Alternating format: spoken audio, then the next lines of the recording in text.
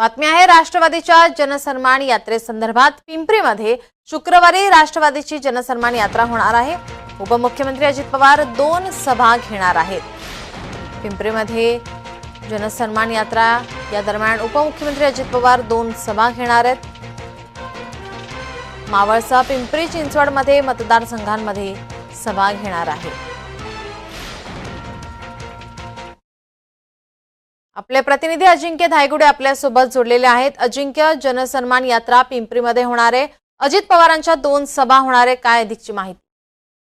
नक्कीच खरं तर राष्ट्रवादी काँग्रेस पक्षाची जी यात्रा आहे तिचा दुसरा टप्पा कालपासून पुण्यातून सुरू झालेला आहे। काल सारसबागमधून सुरू होऊन वडगाव शहरी विधानसभा मतदारसंघ आणि हडपसर मतदारसंघात, जो की अजित पवारांचा पुणे आणि पिंपरी चिंचवड हे बालेकिल्ले समेत यामध्ये ही यात्रा आता सुरू झालेली आहे।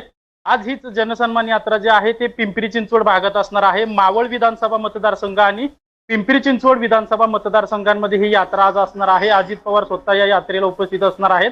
खरं तर मुख्यमंत्री माझी लाडकी बहीण योजना जी आहे ती राज्यभर प्रसिद्ध झालेली आहे आणि त्यामुळे या यात्रेला जे आहे ते महिलांचा मोठा प्रतिसाद मिळत असल्याचं पाहायला मिळते। आज अजित पवार यात्रेदरम्यान 2 सभा देखील घेणार आहेत आणि या भागातील जे हॉटेल मालक आहेत त्यांच्याशी देखील संवाद साधणार असल्याचं अजित पवार समजते आणि विशेषतः महिलांशी आज अजित पवार संवाद साधणार असल्याची देखील माहिती समजते। पिंपरी चिंचवड मावळ विधानसभा मतदारसंघ असेल किंवा पिंपरी चिंचवड विधानसभा मतदारसंघ असेल, हे अजित पवारांचे बालेकिल्ले आहेत, त्यामुळे या ठिकाणी या यात्रेला मोठा प्रतिसाद देखील मिळणार असल्याची शक्यता वर्तवली जाते।